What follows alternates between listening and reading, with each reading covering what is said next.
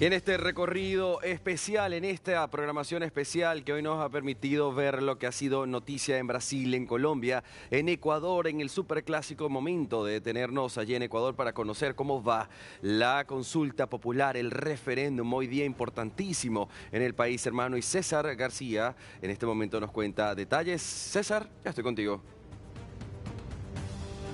Gracias, Andy, por el paso. Tenemos exactamente las 2:26. Estamos a prácticamente 2 horas y media de que concluya este proceso electoral que se ha desarrollado con relativa calma a la espera del ingreso de la información y del pronunciamiento final que haga el Consejo Nacional Electoral.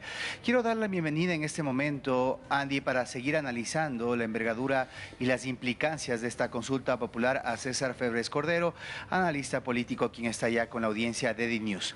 César, bienvenido, gracias por este tiempo. Cuéntanos, ¿cuál es la trascendencia de esta consulta popular y en qué medida esta va a solventar los problemas, que es lo que espera la ciudadanía en temas de seguridad, generación de empleo, que es a donde se apunta con el trabajo por horas? Buenas tardes, un gusto estar contigo, César Tocayo, y con toda su audiencia de DiNews.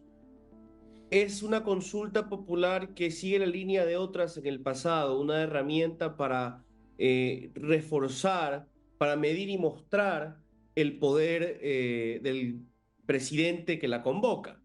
El gobierno espera tener un resultado también que lo justifica, ¿verdad?, convocar esta consulta en la búsqueda de nuevas herramientas para combatir la delincuencia. Se ha vuelto el crimen organizado el principal enemigo del gobierno y la inseguridad el principal problema, sin ser el único, como hemos visto esta semana, por ejemplo, los apagones, los cortes de luz en todo el país. Hay otras problemáticas que tiene que atender el gobierno y también otras cosas que cubre esta consulta, como por ejemplo las preguntas económicas, las enmiendas constitucionales por el trabajo por horas y el arbitraje internacional. ¿Qué se dice estas? Son las más débiles, las que más peligran en perder, y ya se proyectaba eso por algunas encuestas desde hace varias semanas. Hablaba más temprano con Antonio Ricaurte y él decía que esta consulta popular tiene más un interés práctico para el gobierno en la medida en la que busca sondear su popularidad y no significa necesariamente una respuesta a las problemáticas ecuatorianas. ¿Tú opinas que si es que gana el sí, más allá de la aprobación y legitimidad que reciba el gobierno, hay alternativas, vías para poder solventar temas que nos están afectando en el día a día? Uno de los puntos controversiales de esta consulta es que, sobre todo por el lado de la propia consulta y no del referéndum, de las preguntas plebiscitarias, se podía hacer todo esto sin necesidad de ir a las urnas, de que la Asamblea Nacional podía buscar la aprobación de nuevas leyes o de reformatorias a las leyes existentes y ya está, que se ha convocado a la consulta sin necesidad. No es tan cierto porque también hay en la parte del referéndum enmiendas constitucionales que sí podría pasar por la Asamblea Nacional también, pero también está la de la reforma parcial. La primera pregunta, la pregunta sobre, por el pedido del Consejo de Seguridad Pública, sacar a las Fuerzas Armadas a las calles sin necesidad de declarar un estado de excepción. Eso necesariamente tenía que ir a las urnas. De que es algo práctico para el gobierno con miras a las próximas elecciones para medir su popularidad y para tener una excusa para hacer campaña, se lo puede creer porque esta consulta iba evolucionando. A principios del año tenía muchas preguntas distintas, algunas que fueron retiradas por el gobierno, como liberalizar otra vez la apertura de casinos en el Ecuador, y otras que se cayeron en un primer y segundo paquete al pasar el control de la Corte Constitucional. El contenido fue muy poco claro hasta el final, pero la temática siempre fue la principal, la de la seguridad, y esa es la que prima en estas preguntas. De ganar el sí en la mayoría de preguntas o en todas, el gobierno va a tener el reto de, pues, cumplir con las expectativas crecientes de la gente. Te hemos dado unas herramientas, tú nos dices que necesitas que se aprueben estas cosas para mantener a las Fuerzas Armadas en las calles, para poder combatir con mayor efectividad, armarlos con lo que capturen de los delincuentes, para que no vuelvan a salir a las calles de las cárceles con el aumento de penas y la prohibición de la prelibertad. Muy bien, ¿cuándo veremos resultados? ¿Cuándo veremos un descenso de la violencia? La gente va a exigir eso. De aprobarse las preguntas económicas, probablemente también exigirán resultados en el empleo, donde el gobierno ha tenido problemas en comunicar lo que ellos dicen son sus éxitos. A principios de año decían que habían creado decenas de miles de empleos jóvenes y las cifras fueron contradichas en muchas ocasiones, como que si hubieran sido manipuladas o inventadas incluso por el gobierno. Y si gana el no, por supuesto, va a ser complicado para la gobernabilidad. Va a mostrar un gobierno débil en un periodo bastante corto. Quiero ir hacia ese lado, el análisis de los escenarios post consulta popular. Muchos han hablado, y varios encabezados así lo reseñaban, que el presidente se está jugando su capital político en este proceso electoral y evidentemente está padrinando esta consulta popular por el sí. Sin embargo, de ganar el no, ¿cómo piensas que podrá impactar de aquí a futuro en la gobernabilidad, en la aspiración que tiene el mandatario de una probable reelección en el 2025? ¿Quedará condicionada en el caso de que pierda el sí y en el caso de que esta derrota sea asumida por agrupaciones de oposición como la Revolución Ciudadana o los otros movimientos que están impulsando el no?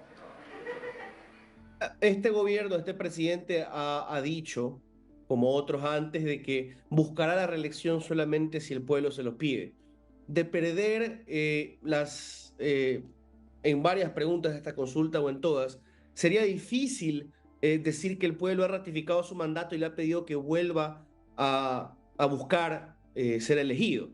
Entonces, eso podría complicar mucho la narrativa del gobierno para justificar la búsqueda de la reelección. Por supuesto, siempre pueden acudir, como ya se lo ha hecho en las semanas anteriores, hablando de las revelaciones del caso, de los casos Purga y Metástasis, que supuestamente una manipulación en contra de las preguntas que se plantearon, sobre todo la extradición en la consulta de Lazo. El gobierno podrá decir, pues, la mano sucia del narco ha estado detrás de esta derrota, pero es menos creíble cuando se va enfriando un poco la popularidad del gobierno y su efectividad se pone en duda, porque así como se han reducido en el estado de excepción en general, la mayor parte de las cifras de criminalidad, hay algunas como las del secuestro y la extorsión que son muy importantes a la gente en muchas partes del país que no se han reducido, sino más bien se han aumentado. Y de hecho, incluso hasta la reducción ha sido puesta desde una perspectiva distinta a la del gobierno por Jan Topic, que fue y volverá a ser probablemente candidato a la presidencia, diciendo que el gobierno de Lazo también momentáneamente lograba reducir las cifras de violencia y de crímenes después de los estados de excepción y luego todo volviera a la normalidad. Entonces, si el gobierno pierde la consulta, va a quedar fuertemente debilitado. Recordemos que también es un gobierno de minoría en la Asamblea Nacional y le va a ser muy complicado convencer a la gente que son víctimas perseguidas por el narco y que todo esto pasa porque ellos de verdad están logrando meterles terror o afectar sus operaciones, ¿no? Eso va a ser muy difícil plantear para el gobierno. Un resultado mixto es un poco más complicado y depende cómo quieran enfocarlo. Ya hemos visto, por ejemplo, cómo desde ayer, por lo menos, en un comunicado respondiendo a críticas del movimiento Construye de derecha, cuyo líder, María Paula Romo, dijo o culpó al presidente por que en un tribunal electoral se canceló la personería de ese movimiento. El gobierno respondió a ellos y dijo, nosotros incluimos su pregunta del trabajo por horas. Entonces el gobierno bien puede decir, si gana las preguntas de seguridad, esa es mi victoria. Si pierde la pregunta del trabajo por horas, esa es la derrota de esos otros políticos que nosotros democráticamente incluimos sus propuestas, que algo así también repitió el presidente hoy en la mañana.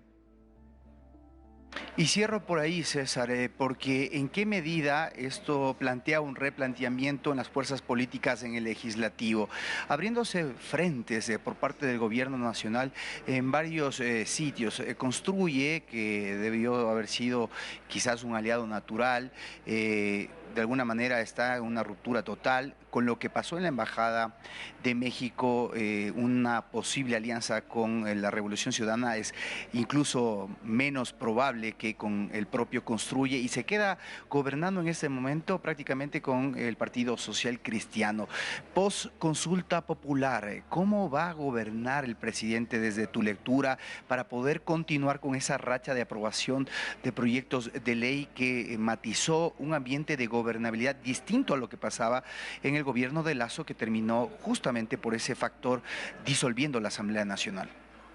Esa es una de las cosas que tiene que preguntarse el gobierno, incluso si gana, de nuevo, porque por ejemplo, la pregunta sobre la extinción de dominio en la parte de la consulta popular, 2 veces antes la Corte Constitucional se ha pronunciado sobre eso. La modificación que quieren hacer no está explícito en la pregunta, pero es lo que buscarían en la Asamblea si es que se aprueba la pregunta de la consulta, estarían obligados a pasar una ley sobre eso. Lo que quieren hacer es que, sin necesidad de una sentencia ejecutoriada, ya en primera instancia se pueda aplicar la extinción de dominio y enajenar bienes, propiedades de las personas imputadas por ciertos crímenes como narcotráfico, lavado, etcétera.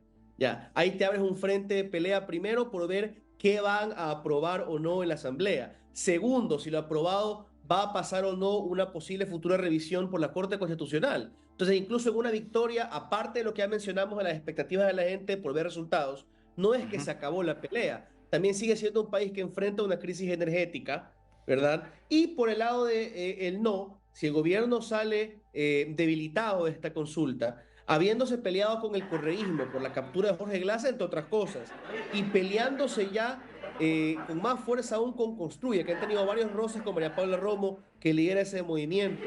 Ahora que Construya, por ahora, ha perdido su personería, ha sido eliminado del registro electoral, efectivamente se queda con ciertos independientes y con el Partido Social Cristiano, que son bastante pragmáticos, por decirlo menos, que pueden moverse de un lado al otro con facilidad y lo justificarán. Y con su propia minoría, gobernar puede ser complicado y en el peor de los casos se repetiría el escenario de los últimos meses del gobierno de Guillermo Lasso, un aislamiento total, justificar todo con un supuesto obstruccionismo de la Asamblea Nacional, y eso sería muy penoso, no solamente para el gobierno, sino para el país.